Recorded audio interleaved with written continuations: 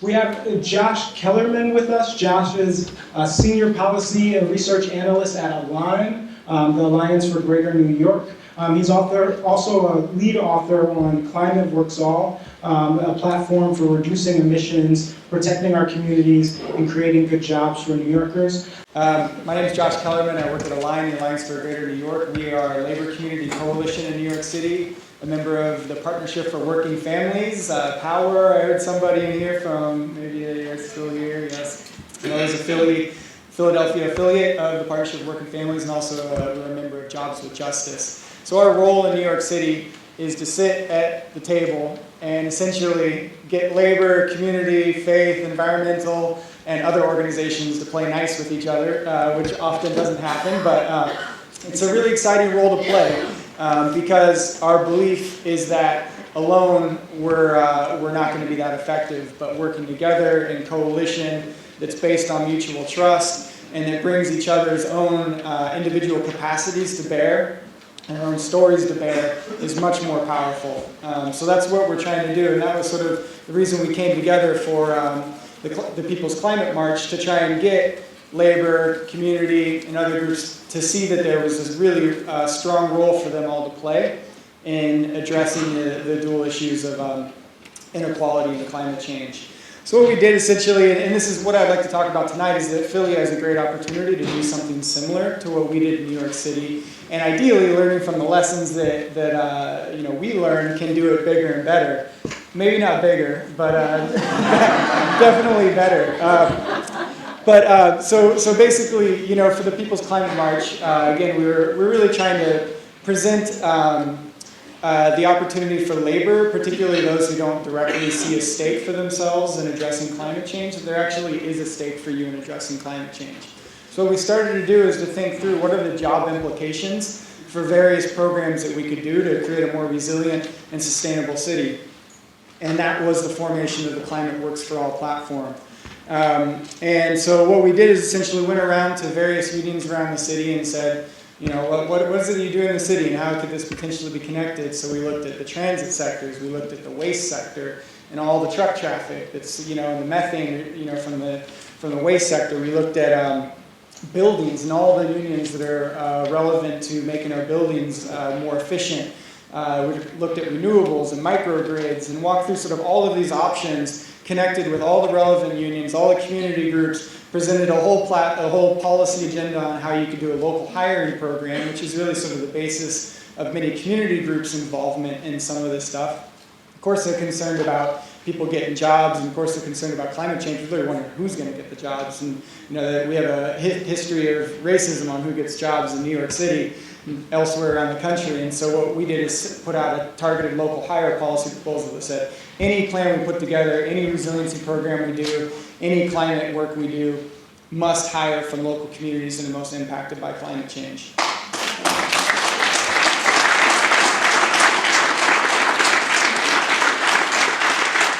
And I can say much of that, that's not a new idea, right? The New York City Environmental Justice Alliance has been advocating for that for decades. But the idea here is that now that you can build power by working together, you can actually achieve so much more. So that's sort of the base of what we were doing.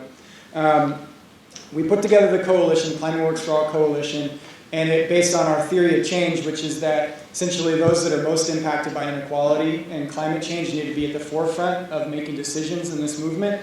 So the coalition is co-led by Align, the New York City Environmental Justice Alliance, and the New York City Central Labor Council.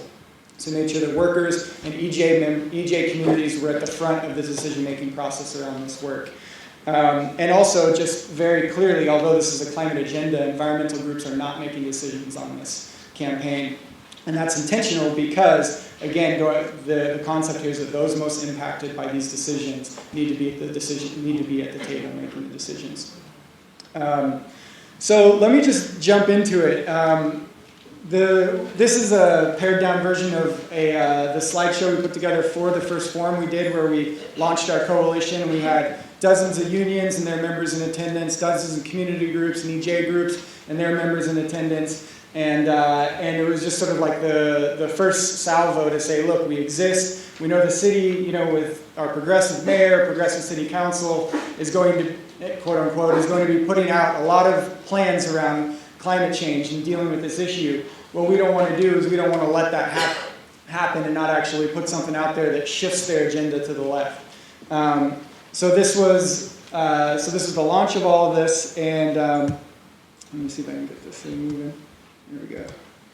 Okay, so essentially we just walked through the climate disaster that we're in, right? Hurricane Sandy, 13-foot seawater surge hit New York City, 44 deaths. And I'm just going to run through this really quickly so we have maximum time for questions. But temperatures are rising. This isn't just about those that like these one-time big storms, but also that we're going to have significantly hotter days, which is a big issue for union members and anyone who works outdoors.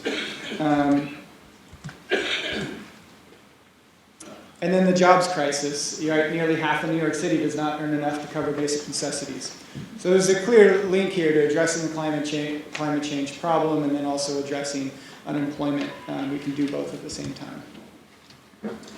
So then kind of into some of the wonky policy stuff, but if you look at this graph, it shows that buildings are the primary problem in New York City for emissions. 70% of all emissions in New York City come from buildings, and this is from both on-site building energy use like their boilers, but also all of the electricity that's pumped into the city. And when you calculate emissions, it's how is that electricity generated? In New York City, a lot of it's from natural gas plants.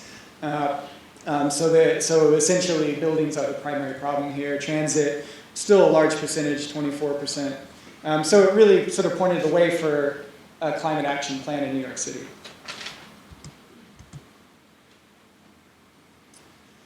So in order to get some solutions together and to build a coalition that actually functions properly and is based on like the principles that we're trying to see in the world, we set forth a set of principles here: prioritize climate vulnerable communities, create good local jobs, establish strong workforce development and jobs pipelines, ensure a just transition for existing workers, and ensure community participation and oversight in decision making.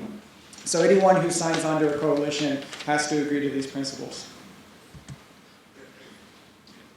So this is just something that kind of, hopefully we got some sound here to get people excited about our possibilities here. All right, sound is not working.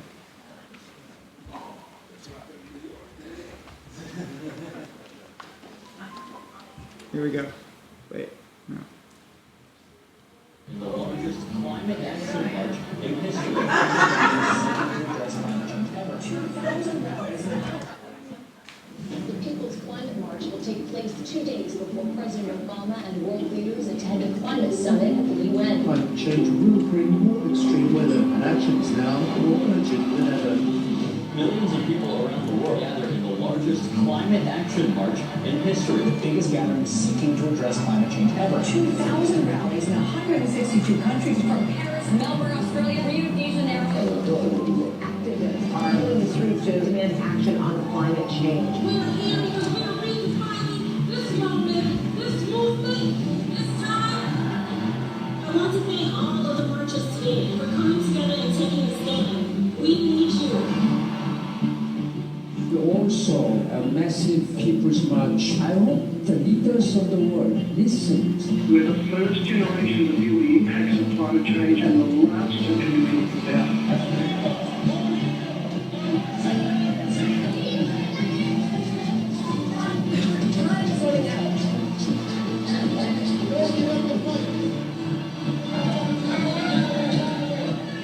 Our citizens keep marching. We cannot pretend that we do not hear them. We have to answer the call.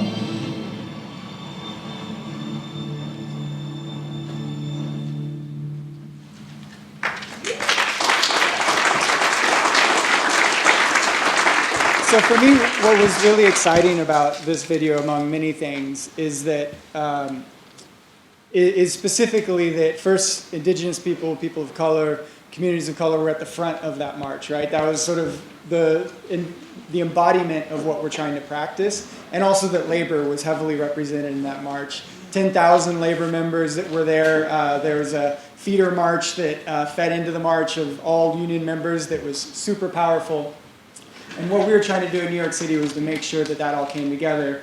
And so the initial purpose of putting together Climate Works for All report was really to get labor and community groups to see they had a role in the People's Climate March, but we actually were like 6 months late in getting the report out for various reasons. So what we then said is, okay, let's use the bounce of all of this work, of all of the People's Climate March, all the energy that it brought to us, and take that to the city.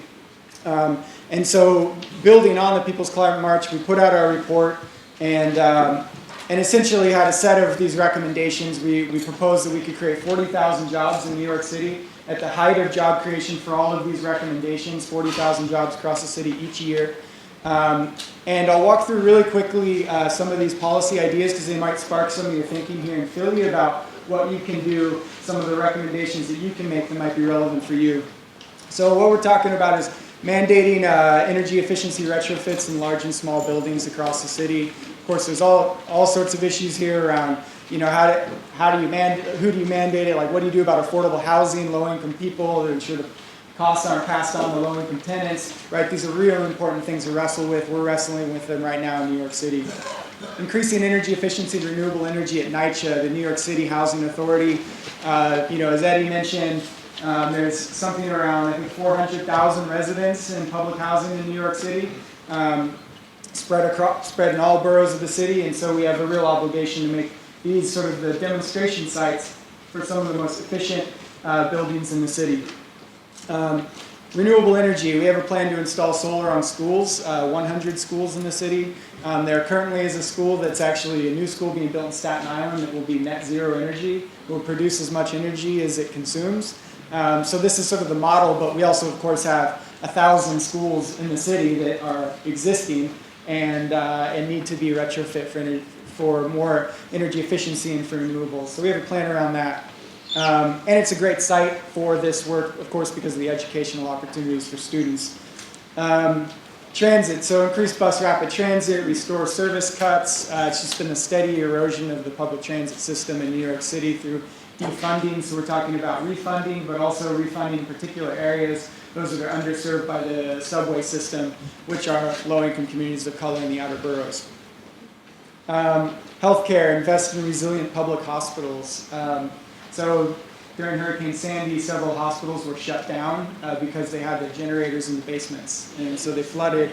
And so there were stories of patients being carried down dark stairwells to waiting ambulances to be moved to other other hospitals. So obviously a big issue there, particularly for the patients, but also for the workers who are in those dangerous conditions. Infrastructure, so we've had explosions in our natural gas lines in New York City that have killed people. We're not talking about expanding our natural gas infrastructure, but simply making sure it's not killing people. Upgrading energy distribution through microgrids, so this is a more complicated issue in a dense urban environment, but the idea that we can create local energy and use it locally. Improve flood protection infrastructure. This is something that came out of the Environmental Justice Alliance's work after Hurricane Sandy to say these are the things we need in our communities to make sure we're safe from a storm surge, like evacuation routes, barriers, seawalls, you know, these sort of basic sorts of things that protect us from the ocean we live next to. And then lastly, waste, to boost recycling and zero waste. So this is really sort of the framework touching on a bunch of different industries that are relevant to a bunch of different unions, a bunch of different community groups, and saying that, look, we all have a common interest in addressing climate change and creating jobs. Here's a framework to do it. So I think this is the last slide. Yeah, so the mayor then updated his sustainability plan recently, which John mentioned, it's One NYC. And in it, several of our proposals showed up. So it's sort of feeling like there is a bit of something happening here, but we're gearing up for a much bigger set of actions in 2015 that are both policy actions, but also that we're out in the streets, because the feeling is that the People's Climate March really demonstrated something powerful, and we don't want to lose that energy. So this is like a kind of cheesy video that the city made for themselves about their announcement, but it's the only thing we could find that talked about the most recent proposal, and then that's it for me. Week on City Scoop, the city launches One NYC, a bold new plan to make New York stronger, greener, and more equitable. The process of addressing the sustainability needs of our city is how we also battle inequality. The comprehensive blueprint for the city's future recognizes that economic and environmental sustainability must go hand in hand, helping to lift 800,000 New Yorkers from poverty by 2025 and reducing waste by 90% by 2030. The city's human resources team is launching a new campaign to increase awareness about food benefits available to New Yorkers struggling to afford food, including federal food aid to food pantries across the city. As part of the relaunch of the city's @NYCGov Instagram page, the city's hashtag Signs of Spring and I'm going to stop it right there. But I think that the message is clear that inequality is now central to the conversation on climate change, and that's really what we were trying to do. We feel like we've accomplished that, but now is the hard work of actually turning all of these ideas into reality. So we look forward to being in a dialogue with what happens here in Philly, and to hopefully building off each other's victories, because we are really close to each other.